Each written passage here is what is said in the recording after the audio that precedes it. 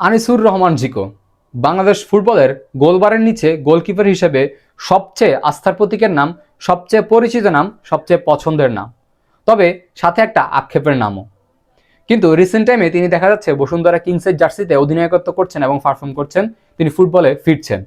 এটা বাংলাদেশ ফুটবলের জন্য কত বড় সুসংবাদ এটা আমি কল্পনাই করতে পারছি। মোটামুটি সবার ধারণা আছে এই ব্যাপারে, যে তিনি যদি ব্যাক করেন বাংলাদেশ জাতীয় দলে, তাহলে বাংলাদেশ দলটা কি এরকম একটা ব্যালেন্স টিম হবে। কারণ একটা লম্বা সময় ধরে দেখতেছি এই যে এশিয়া কাপ থেকে শুরু করে হামজা সমিত আসার পর থেকে কিংবা আগে থেকে বাংলাদেশ জাতীয় দলের গোলবারের নিচে গোলকিপারের বিশাল একটা সমস্যা থেকে যাচ্ছেন।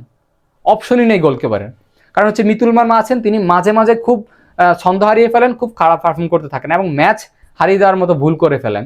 শ্রাবণকে আস্থা করতে পারছে না মানুষ, তো গোলকিপারের কোনো অপশনই নেই।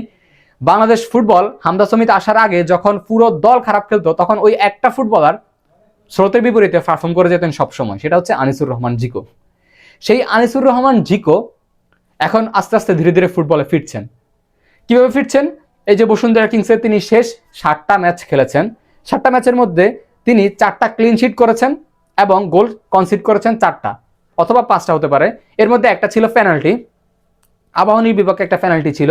তো এই যে পারফর্মটা তিনি ধরে রাখছেন, এই পারফর্মটা যদি তিনি মার্চ পর্যন্ত ধরে রাখতে পারেন কিংবা রেগুলার যদি ধারাবাহিকভাবে এই পারফর্ম ধরে রাখতে পারেন, আর যদি 15-20টা ম্যাচ কিংবা 10 থেকে 15টা ম্যাচ তিনি এভাবে ধারাবাহিকভাবে পারফর্ম করে যেতে পারেন, আমার মনে হয় জাতীয় দলে ডাক পাওয়ার বিশাল একটা সম্ভাবনা রয়েছে আনিসুর রহমান জিকো।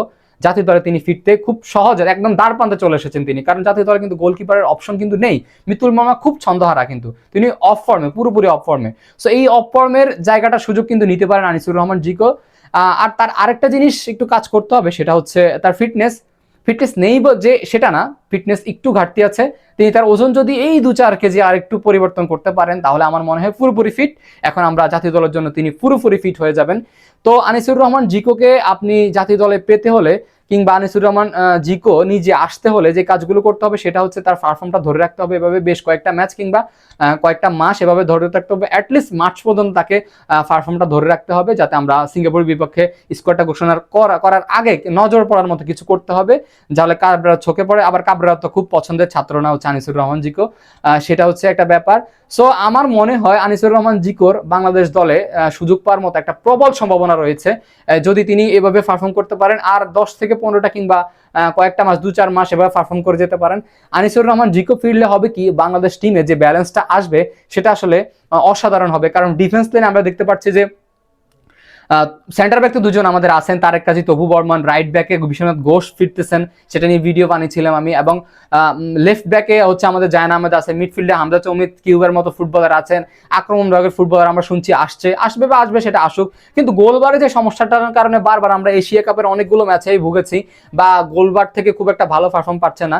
সেই আস্থার প্রতীক পুরো এশিয়ার সেরা গোলকিপার যদি আবার হয়ে যান, আপনি কি জানেন যে আমাদের এশিয়ার সেরা ফুটবলার হয়েছিলেন, সেরা গোলকিপার হয়েছিলেন আনিসুর রহমান জিকো? হ্যাঁ, আনিসুর রহমান জিকো এশিয়ার সেরা ফুটবলার হয়েছিলেন, এশিয়ার সেরা গোলকিপার হয়েছিলেন। সো সেই গোলকিপার যদি এখন আবার তার ছন্দে ফিরে আসেন, তার পারফর্মে ফিরে আসেন, বাংলাদেশের জাতীয় দল লাল সবুজের জার্সি গায়ে আস্থার প্রতীক হন আবারও, তাহলে আমার মনে হয় বাংলাদেশের টিমের মধ্যে দুর্দান্ত এক ব্যালেন্স তৈরি হবে। এবং আমরা সবাই চাই আনিসুর রহমান জিকোকে জাতীয় দলের ফিরতে। যেই পারফরমেন্স, এই পারফরমেন্স আমার মনে হয় অন্য গোলকিপার থেকে তিনি এখনই বেস্ট। সো এখনই আমরা তাকে জাতীয় দলে চাই। আমার মতো যারা আনিসুর রহমান জিকোকে বাংলাদেশ জাতীয় দলের লাল সবুজের জার্সি গায়ে আবার দেখতে চান, এখনই দেখতে চান, তারা অবশ্যই কমেন্ট করে জানাবেন এবং ভিডিওটি শেয়ার করে সবার মাঝে ছড়িয়ে দিবেন।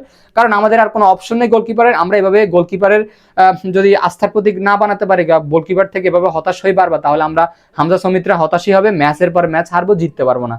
আনিসুর রহমান জিকো আমার মনে হয় এখনই বাংলাদেশের বেস্ট অপশন গোলকিপারের জন্য। আর তিনি যেভাবে ধারাবাহিকভাবে বসুন্ধরা কিংসের প্রতিনিধিত্ব করছেন, তিনি হচ্ছে ক্যাপ্টেন্সি করতেছেন, তিনি যেভাবে ক্লিন শিট থেকে শুরু করে কম গোল কনসিড করছেন, এগুলো হচ্ছে দুর্দান্ত ফর্মের একটা লক্ষণ।